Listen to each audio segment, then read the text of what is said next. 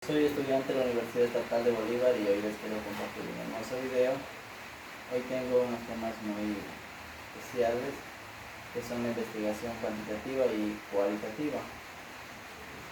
Dentro de la investigación cualitativa para tamaño del 2017, la investigación cualitativa se define como implica el uso de herramientas, ya sean para variar estadísticas, matemáticas o conocer o recopilar alguna información.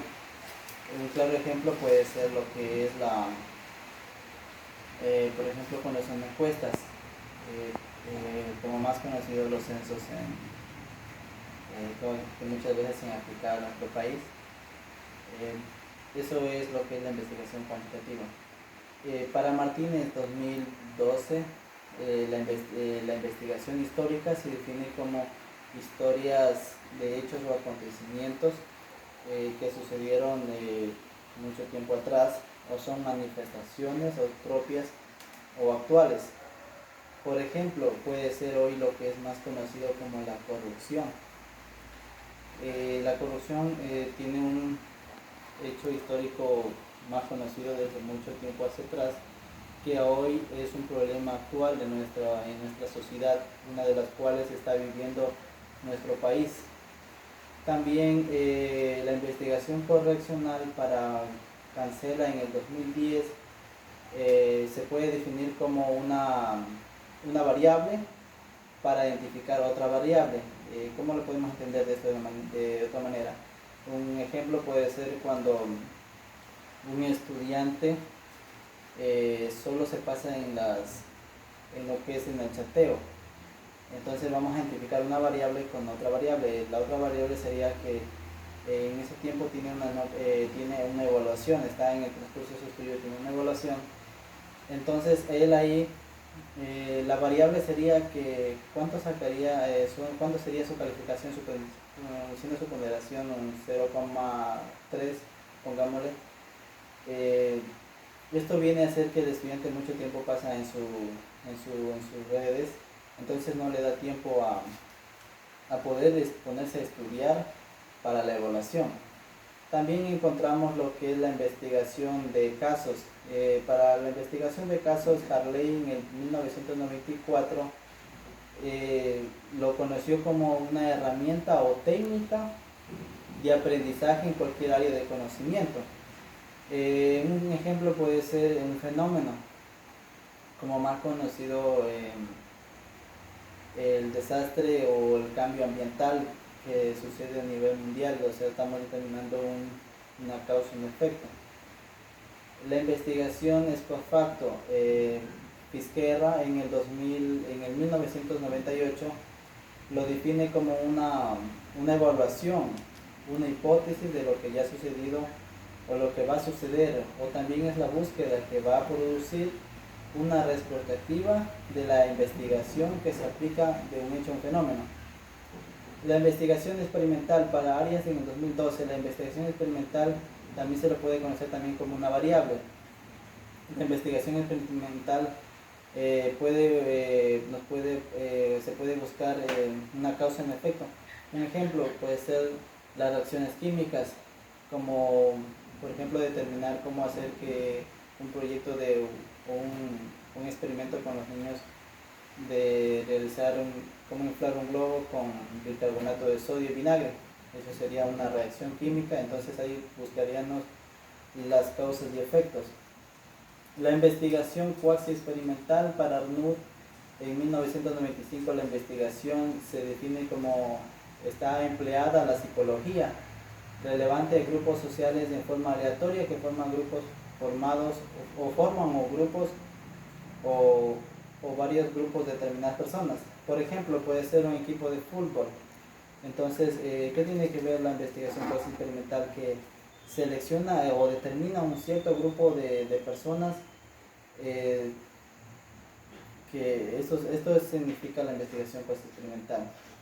La investigación, por segunda parte tenemos lo que es la investigación cualitativa para Arias en el año 1999. La investigación cualitativa se define como un objeto de estudio que propone evaluar, indagar, buscar información a través de recursos, de entrevistas, de conversaciones, registros, memorias, con el propósito de dar un breve significado. La investigación etnográfica para Martínez en el 2010, este método fue utilizado por los antropólogos para conocer las tradiciones, la cultura, las costumbres de cada uno de un determinado grupo, las prácticas de la cultura, las creencias de las culturas. Un ejemplo puede ser el origen de la cultura.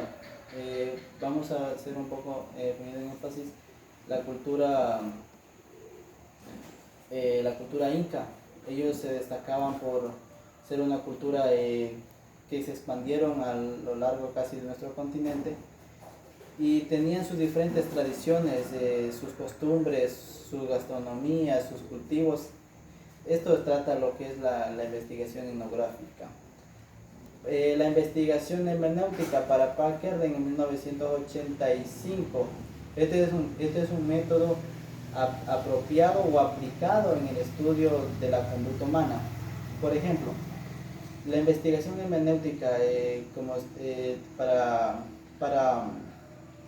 Parker, la investigación hermenéutica, un claro ejemplo que él nos menciona es basándonos a lo que es la Biblia, donde él determinó que sobre el origen de Adán y Eva, que a causa del pecado todos pasamos a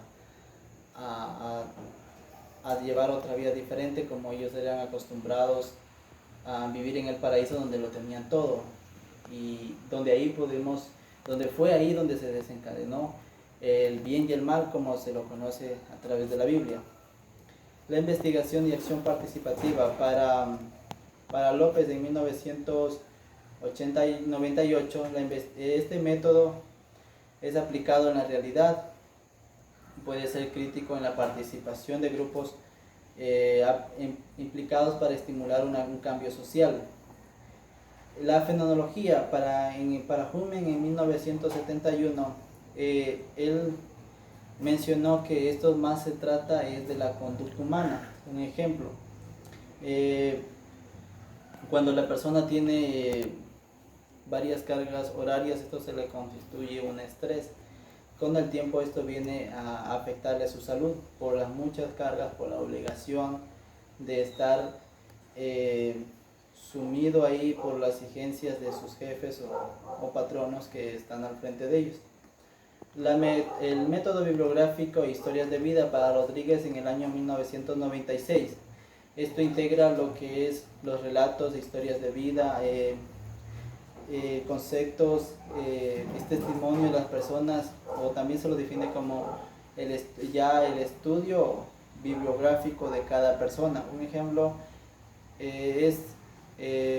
vamos a tomarlo como el cantante Julio Jaramillo, que es reconocido por el pasillo ecuatoriano, un hombre que a lo largo de la historia marcó no solo nuestro país, sino en Latinoamérica.